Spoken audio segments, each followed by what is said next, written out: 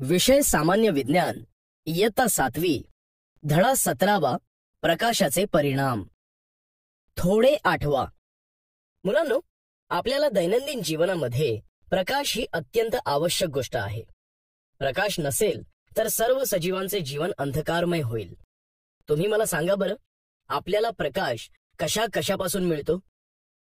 सूर्य, तारे, विजेचे बल्ब, बॅटरी इत्यादींपासून प्रकाश मिळतो. अगदी बरोबर. सूर्य, तारे, बल्ब यांपासून आपल्याला प्रकाश मिळतो. प्रकाश मिळाला नाही तर आपल्याला आपल्या सभोवतालच्या वस्तू दिसणार नाहीत आणि वनस्पती सुद्धा जिवंत राहणार नाहीत, कारण सूर्यप्रकाशाच्या मदतीने वनस्पती अन्न तयार करत असतात. सूर्यप्रकाश मानवालाही खूप फायद्याचा ठरतो, कारण कोवळ्या सूर्यप्रकाशातून आपल्याला डी जीवनसत्व मिळत असते. प्रकाशाचे स्थान सर्व सजीवांच्या जीवनामध्ये खूपच महत्वाचे आहे. प्रकाशाचा सजीवांच्या जीवनावर प्रत्यक्ष व अप्रत्यक्ष रीतीने परिणाम होत असतो. त्याचाच अभ्यास आपण या पाठात करणार आहोत. मला सांगा बरं, जेव्हा प्रकाश एखाद्या लोलकातून जातो तेव्हा त्याच्या दुसऱ्या बाजूकडून कोणकोणत्या रंगाचा पट्टा दिसतो? तांबडा, नारंगी, पिवळा, हिरवा, निळा, पारवा आणि जांभळा. अगदी बरोबर. लोलकाच्या दुसऱ्या बाजूकडून येणारा प्रकाश इंद्रधनुष्यासारखा दिसतो. आता मला सांगा, प्रकाशाचा रंग एक असतो का? नाही. अगदी बरोबर. प्रकाश हा अनेक रंगांनी मिळून बनलेला असतो. उन्हाळ्यामध्ये तुम्ही घराच्या किंवा छपराच्या फटीतून येणाऱ्या प्रकाशाचे काळजीपूर्वक निरीक्षण केले तर तुम्हाला काय दिसते बरं? धुळीचे कण. बरोबर. फटीतून येणाऱ्या प्रकाशाचे बारकाईने निरीक्षण केले तर प्रकाशामध्ये धुलीकण दिसतात. तसेच हिवाळ्यामध्ये तुम्ही प्रवास करताना धुके पाहिले आहे का? हो. धुके असते तेव्हा तुम्हाला समोरचे काहीच दिसत नाही, त्यामुळे गाडीचे दिवे लावले जातात. तेव्हा तुम्हाला दिव्याचा प्रकाश झोत दिसतो. तेव्हा त्या झोतात काय दिसते बरं? प्रकाशाच्या झोतामध्ये धुलीकण तरंगताना दिसतात. अगदी बरोबर. प्रकाशाच्या झोतामध्ये धुलीकण तरंगत असतात, त्यामुळेच आपल्याला प्रकाश दिसतो. तसेच सायंकाळच्या वेळेस आकाशामध्ये आपल्याला विविध रंगांच्या छटा पाहायला मिळतात. उपग्रहातून पृथ्वीचे चित्र पाहिले तर पृथ्वी निळसर दिसते. आकाशामध्ये वेगवेगळे रंग दिसणं किंवा पृथ्वी निळसर दिसणं हे कशामुळे होतं बरं? प्रकाशामुळे. बरोबर. प्रकाशामुळेच आपण आकाशातील रंग, आपल्या सभोवतालीच्या वस्तू पाहू शकतो. प्रकाशाचे विकिरण. प्रकाश म्हणजे उजेड. तर हा प्रकाश कसा पसरतो? हा प्रश्न आपल्याला पडतो. ते समजून घेण्यासाठी आपण विकिरण म्हणजे काय ते पाहूया. विकिरण. विकिरण म्हणजे विखुरणे किंवा वेगवेगळे होणे. प्रकाश किरण हा अनेक रंगांचा मिळून बनलेला असतो. तर विकिरण म्हणजे किरणातील घटक वेगळे होणे किंवा विखुरणे, पसरणे असे आपण म्हणू शकतो.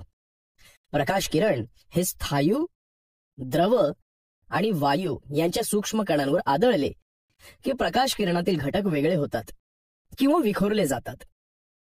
ही आकृती पहा.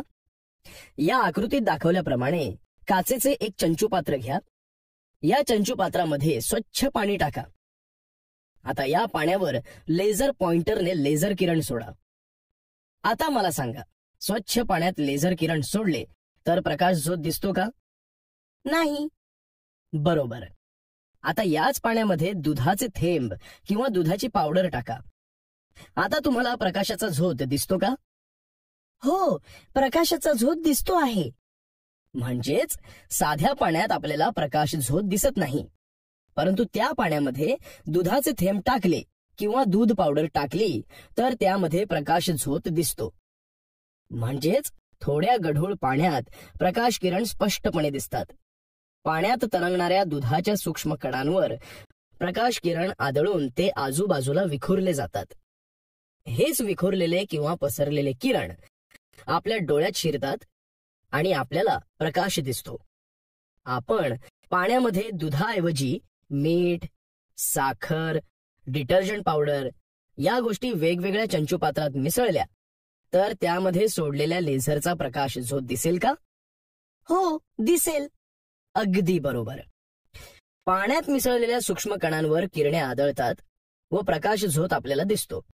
जसा सूर्य उगवल्यानंतर आपल्याला सर्वत्र प्रकाश दिसून येतो. हा प्रकाश आपल्याला हवेतील धूलिकण, रेणू, काही सूक्ष्म कण यांच्यामुळे दिसतो. हे म्हणजे सूर्यप्रकाशाचे हवेतील विविध घटकांच्या सूक्ष्म कणांमुळे झालेले विकिरण होय. दुसरे ओळखीचे उदाहरण म्हणजे सूर्यप्रकाशाचे पृथ्वीच्या वातावरणातील रेणूमुळे होणारे विकिरण. जर वातावरणामध्ये हे धूलिकण किंवा सूक्ष्मकण नसते तर आकाश दिवसा सुद्धा काळे दिसले असते. म्हणजेच सूर्य आपल्याला थेट स्पष्टपणे दिसला असता. तसेच सूर्याच्या प्रकाशाचा आपल्याला खूप त्रास झाला असता. पृथ्वीच्या वातावरणाच्या बाहेर जाणाऱ्या अग्निबाण व उपग्रहावरून केलेल्या निरीक्षणावरून हे स्पष्ट झालेले आहे. प्रयोग. आता आपण प्रकाशाच्या विकिरणाचा आणखी एक प्रयोग करू. यासाठी लागणारे साहित्य आहे 60 किंवा 100 वॅट असलेला दुधी बल्ब, म्हणजे पांढरा प्रकाश पडेल असा बल्ब. तसेच 1 टेबल लॅम्प, जाड काळा कागद, चिकटपट्टी, दाभण, 100 किंवा 200 मिलीलिटरचे काचेचे चंचू पात्र, दूध किंवा दूध पावडर, ड्रॉपर किंवा चमचा. कृती. टेबल लॅम्पच्या शेडचे तोंड त्यावर काळा कागद चिकटपट्टीने चिकटवून व्यवस्थित बंद करा. कागदाला बरोबर मध्यभागी 1 ते 2 मिलीमीटर व्यास असलेले छिद्र पाडा. तसेच चंचूपात्रात स्वच्छ पाणी घ्या. दिवा चालू करा आणि आकृतीत दाखवल्याप्रमाणे छिद्राला लागून चंचूपात्र ठेवा. चंचूपात्राच्या समोरून 90 अंशाच्या कोनातून चंचूपात्राचे बारकाईने निरीक्षण करा. या निरीक्षणानंतर चंचूपात्राच्या पाण्यामध्ये ड्रॉपरच्या मदतीने दुधाचे 2 ते 4 थेंब टाका. दुधाचे थेंब व चंचूपात्रातील पाणी यांचे एकत्रित मिश्रण चमच्याने ढवळा. पाणी गढूळ होण्यासाठी दुधाचे थेंब जास्त टाकले तरी चालतात. आता मला सांगा, चंचूपात्राचे निरीक्षण केल्यावर तुम्हाला काय दिसले? सर, 90 अंश कोनातून पाहिले तर निळी छटा दिसते. समोरून पाहिले तर तांबडा पिवळा प्रकाश दिसतो. छान. चंचूपात्रातील निळ्या रंगाचा प्रकाश हा दुधाच्या बारीक कणांमुळे विखुरला गेलाय. चंचूपात्राच्या समोरून पाहिले तर तांबडा पिवळा प्रकाश दिसतो. तर कागदावर असलेले छिद्र हे तांबूस दिसते. चंचूपात्रामध्ये दुधाचे थेंब जितके आपण जास्त टाकू तितका तांबूस रंग अगदी गडद दिसतो. दुधाचे थेंब खूप जास्त झाल्यास तांबूस रंग छटा दिसत नाही. असे का होते बरं? सर, प्रकाशाच्या विकिरणाचे प्रमाण वाढते म्हणून. अगदी बरोबर. दुधाचे थेंब जास्त टाकल्यामुळे तांबड्या प्रकाशाचे विकिरण जास्त प्रमाणात होते. त्यामुळे तांबूस रंग छटा दिसत नाही. प्रकाशाच्या स्रोताकडून प्रकाश किरण पाण्यातील दुधाच्या सूक्ष्म कणावर आदळून सर्वत्र प्रकाशाचे विकिरण होते. म्हणजेच या प्रयोगावरून आपल्याला सृष्टीतील प्रकाशाचा अंदाज येतो. वातावरणामध्ये नायट्रोजन, ऑक्सिजन यांसारख्या वायूंच्या रेणूंमुळे सूर्यप्रकाशाचे विकिरण होते. त्यातील निळ्या रंगाचे विकिरण सर्वात जास्त होते. त्यामुळे आकाश निळे दिसते. सूर्यप्रकाश वातावरणाच्या थरातून आपल्यापर्यंत पोहोचत असतो. सूर्यास्ताच्या वेळी वातावरणाच्या थरातून प्रकाश अधिक अंतरातून आपल्यापर्यंत पोहोचतो. या अधिक अंतरामुळे निळ्या रंगाच्या प्रकाशाचे विकिरण जास्त होते आणि त्यामुळे तांबड्या पिवळ्या रंगाचा प्रकाश सरळ आपल्यापर्यंत पोहोचून सूर्य आपल्याला तांबडा दिसतो. तांबड्या रंगापेक्षा निळ्या रंगाचे विकिरण तेव्हा कमी प्रमाणात होत असते. बिंदू स्रोत व विस्तारित स्रोतामुळे मिळणारी छाया. मुलांनो, आत्ताच आपण प्रकाशाच्या विकिरणांची माहिती घेतली. आता आपण प्रकाशाचे हे किरण आदळून छाया म्हणजेच सावली कशी पडते ते पाहूया. छाया. छायेला आपण सर्वसामान्यपणे सावली असे म्हणतो. प्रकाश स्रोतातून निघालेला प्रकाश त्या समोर ठेवलेल्या पडद्याला उजळून टाकतो. परंतु त्याच वेळेस त्या प्रकाश स्रोतासमोर एखादी वस्तू ठेवली तर त्या वस्तूमुळे प्रकाशाचा काही भाग अडवला जातो. पडद्यावरील हा भाग आपल्याला काळा दिसतो. याला आपण छाया असं म्हणतो. सर्वप्रथम आपण बिंदू स्रोत व विस्तारित स्रोतामुळे मिळणारी छाया कशी भिन्न असते ते पाहू. त्यासाठी आपण एक प्रयोग करू. या प्रयोगासाठी लागणारे साहित्य आहे मेणबत्ती, बॅटरी, पुठ्ठा, पडदा, लहान चेंडू, मोठा चेंडू इत्यादी. कृती: प्रथम एक पेटती मेणबत्ती किंवा विजेरी म्हणजेच टॉर्च यांच्यापैकी एक प्रकाश स्रोत घ्या. नंतर एक पुठ्ठा घेऊन त्या पुठ्ठ्याला एक बारीक छिद्र पाडा. पहा, या बारीक छिद्रातून आपल्याला प्रकाश आलेला दिसतो. त्याला ओ हे नाव द्या. अशा स्रोताला बिंदू स्रोत असं म्हणतात. म्हणजेच जेव्हा प्रकाश स्रोत हा सूक्ष्म आकाराचा असतो तेव्हा त्याला बिंदू स्रोत असं म्हणतात. उदाहरणार्थ, पुठ्ठ्याला पाडलेले छिद्र ओ. आता पुठ्ठ्यासमोर 1 मीटर अंतरावर एक पडदा उभा ठेवा. पडदा व पुठ्ठ्यावरील छिद्र यांमध्ये एक चेंडू टांगा. याचं निरीक्षण केलं तर आपल्या लक्षात येईल की बिंदू स्रोतापासून निघालेले OP व OQ हे किरण चेंडूला स्पर्श करून पडद्यावर पडतात. त्यांना अनुक्रमे A आणि B हे नाव दिले आहे. मात्र A व B च्या दरम्यान कोणतेही किरण पोहोचलेले दिसत नाहीत, म्हणून त्या ठिकाणी अंधार दिसतो. त्यालाच गडद छाया किंवा प्रच्छाया असं म्हणतात. म्हणजेच बिंदू स्रोतातून निघणाऱ्या प्रकाशाच्या मार्गात वस्तू ठेवल्यास पडद्यावर केवळ एकच छाया मिळते. त्यास गडद छाया किंवा प्रच्छाया असं म्हणतात. उदाहरणार्थ, बिंदू A व B दरम्यान पडलेली छाया. विस्तारित प्रकाश स्रोत. मुलांनो, आत्ताच आपण बिंदू स्रोतापासून प्रच्छाया कशी मिळते ते पाहिले. आता आपण विस्तारित स्रोतामुळे मिळणारी छाया कशी असते ते जाणून घेऊया. विस्तारित स्रोतामुळे छायेचे फिकट व गडद असे 2 भाग पडद्यावर दिसतात. जो भाग फिकट म्हणजे BC असतो त्याला उपछाया असं म्हणतात, तर जो भाग गडद म्हणजे AD असतो त्या भागाला प्रच्छाया असं म्हणतात. आता पुढील कृतीत विस्तारित स्रोतापेक्षा चेंडू मोठा असल्यास काय होते ते पाहू. यासाठी विस्तारित स्रोत म्हणजेच विजेरी व चेंडू यांच्यातील अंतर कायम ठेवून पडदा त्यांच्यापासून दूर दूर सरकवा. आता पडद्यावरील प्रच्छाया व उपछाया यामध्ये काय फरक जाणवतो ते सांगा. सर, पडदा जसा जसा दूर जातो तसतशी पडद्यावरील उपछाया व प्रच्छाया मोठी मोठी होत जाते. अगदी बरोबर. म्हणजेच आपल्याला असं म्हणता येईल की जेव्हा प्रकाश झोत मोठ्या आकाराचा असतो तेव्हा त्याला प्रकाशाचा विस्तारित स्रोत असं म्हणतात. विस्तारित स्रोतापासून निघणाऱ्या प्रकाशाच्या मार्गात वस्तू ठेवली तर पडद्यावर 2 छाया मिळतात. त्यातील गडद छायेला प्रच्छाया असं म्हणतात व फिकट छायेला उपछाया असं म्हणतात. आपण प्रच्छाया व उपछाया म्हणजे काय ते पाहिलंय. आता प्रकाशाच्या विस्तारित स्रोतामुळे लहान वस्तूची छाया कशी पडते किंवा दिसते याविषयी माहिती घेऊया. यासाठी मोठ्या चेंडूऐवजी प्रकाश स्रोतापेक्षा आकाराने लहान असलेला चेंडू टांगा व चेंडूच्या पडद्यावरील छायेचे निरीक्षण करा. तुम्हाला काय दिसते सांगा बरं. सर, चेंडूच्या प्रच्छाया व उपछाया पडद्यावर दिसतायत. बरोबर. आता प्रकाश झोत व चेंडू न हलवता पडदा चेंडूपासून दूर दूर सरकवा आणि सांगा काय दिसतंय. पडदा जसा जसा दूर जातो तशी चेंडूची प्रच्छाया लहान लहान होत जाते आहे. अगदी बरोबर. पडदा जसा जसा दूर सरकेल तशी चेंडूची प्रच्छाया लहान होत जाते व काही अंतरावर प्रच्छाया दिसत नाही. याचप्रमाणे उडणाऱ्या पक्ष्यांच्या, विमानांच्या प्रच्छाया व उपछाया अशा दोनही छाया जमिनीवर पडतात. परंतु पक्षी व विमान जसजसे उंच जातात तशी प्रच्छाया लहान होत होत शेवटी नाहीशी होते. त्यामुळे त्यांची छाया जमिनीवर दिसत नाही. ग्रहण. मुलांनो, तुम्ही सूर्यग्रहण, चंद्रग्रहण यांविषयी ऐकलेच आहे. आता आपण त्याविषयी आणखी माहिती मिळवूया. सर्वप्रथम आपण ग्रहण म्हणजे काय ते समजून घेऊ. ग्रहण. पृथ्वीभोवती चंद्र फिरत असतो. चंद्र आणि पृथ्वी मिळून सूर्याभोवती फिरत असतात.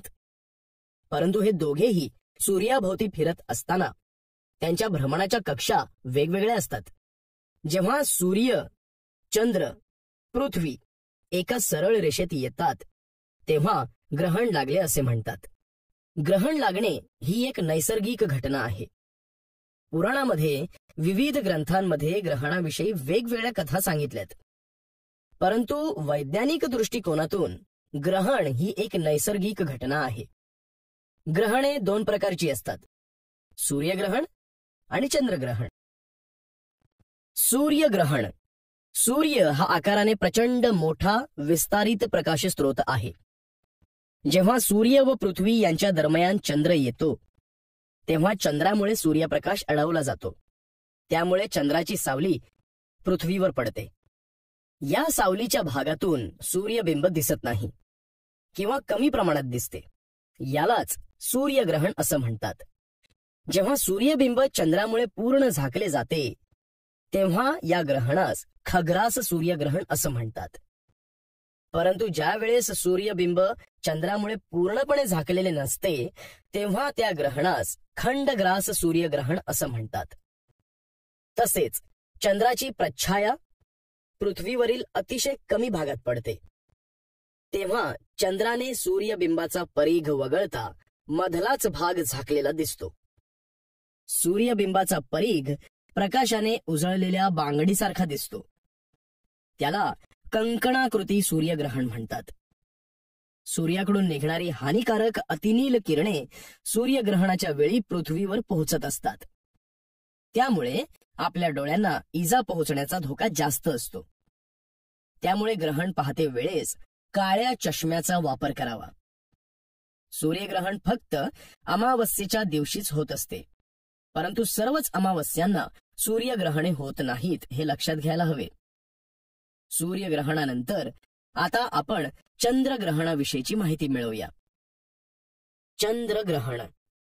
अवकाशात जेव्हा सूर्य व चंद्र यांच्या दरम्यान पृथ्वी येते तेव्हा पृथ्वीमुळे सूर्यप्रकाश अडवला जातो. यामुळे पृथ्वीची सावली पूर्णपणे चंद्रावर पडते. यालाच चंद्रग्रहण असं म्हणतात. चंद्राच्या काही भागावर पृथ्वीची सावली पडली तर त्याला खंडग्रास चंद्रग्रहण असं म्हणतात. चंद्रग्रहण हे आपण उघड्या डोळ्यांनी पाहू शकतो. चंद्रग्रहण पौर्णिमेच्या दिवशीच दिसते, परंतु सर्वच पौर्णिमांना चंद्रग्रहण होते असे नाही. पिधान. मुलांनो, आता आपण पिधान म्हणजे काय ते पाहूया. पृथ्वीवरून पाहता जेव्हा एखादा ग्रह किंवा तारा चंद्राच्या मागे जातो तेव्हा त्या घटनेस पिधान असं म्हणतात. सूर्य, चंद्र किंवा अन्य एखाद्या ताऱ्यांच्या बाबतीत घडणारी ही घटना सर्वसामान्य घटना आहे. 2016 या वर्षी नोव्हेंबर महिन्यामध्ये चंद्राच्या मागे रोहिणी हा तारा झाकला गेला होता. काही अवधीनंतर तो चंद्राच्या दुसऱ्या बाजूने बाहेर आला. हे एक मनोहर दृश्य असते. शून्य छाया दिन. ज्या दिवशी सूर्य बरोबर अचूक आपल्या माथ्यावर येतो तेव्हा त्या दिवसाला शून्य छाया दिन असं म्हणतात. या दिवसाच्या मध्यानही म्हणजेच सूर्य माथ्यावर आल्यानंतर ही घटना घडते. शून्य छाया दिनाच्या दिवशी हात पाय न पसरता सरळ उभे राहिले तर आपल्या शरीराची सावली थेट आपल्या पायाच्या खाली पडते. म्हणजेच आपल्या शरीराची सावली आपल्यालाच दिसत नाही, परंतु आपण हात बाजूला केला तर आपल्या हाताची सावली आपल्याला दिसते. ही घटना कर्कवृत्त म्हणजेच 23.5 अंश व मकरवृत्त म्हणजेच 23.5 अंश यांदरम्यान असलेल्या प्रदेशात पाहायला मिळते. परंतु याच प्रदेशामध्ये वेगवेगळ्या ठिकाणी ही घटना उन्हाळ्यामध्ये वेगवेगळ्या दिवशी घडत असते. सूर्यमालेमध्ये घडणाऱ्या ग्रहांविषयीच्या घटना या नैसर्गिकपणे घडत असतात, परंतु ग्रहणाबाबत अनेक अंधश्रद्धा आपल्या समाजामध्ये आहेत. सर्वांनी मिळून समाजातील या अंधश्रद्धा दूर करायला हव्यात. 21 सप्टेंबर हा दिवस आपण जागतिक अंधश्रद्धा निर्मूलन दिवस म्हणून साजरा करत असतो. आता मला सांगा, अशा अंधश्रद्धेच्या घटनांपैकी एक घटना तुम्ही नेहमी पाहत असता, ती म्हणजे लिंबू मिरची गाडीला बांधणे. हे तुम्हाला योग्य वाटतं का? नाही सर. छान. लिंबू मिरची बांधल्यानंतर नजर दृष्ट लागत नाही असं म्हणतात, परंतु वैज्ञानिक दृष्टिकोनातून विचार केला तर याला काहीच आधार नाही. हे केवळ समाजात पसरलेल्या अंधश्रद्धेमुळे लिंबू मिरची बांधणे योग्य असे म्हटले जाते. अशाच प्रकारे अनेक रूढी प्रथा अंधश्रद्धेमुळे समाजात वाढत जातात. शिवाय त्या बळकटही होत आहेत. आपण या समाजाचे एक जबाबदार व सुशिक्षित घटक आहोत. अशा गोष्टींवर आपण विश्वास ठेवू नये. असा विश्वास ठेवणे म्हणजे समाजाचे खूप मोठ्या प्रमाणावर नुकसान करणे होय.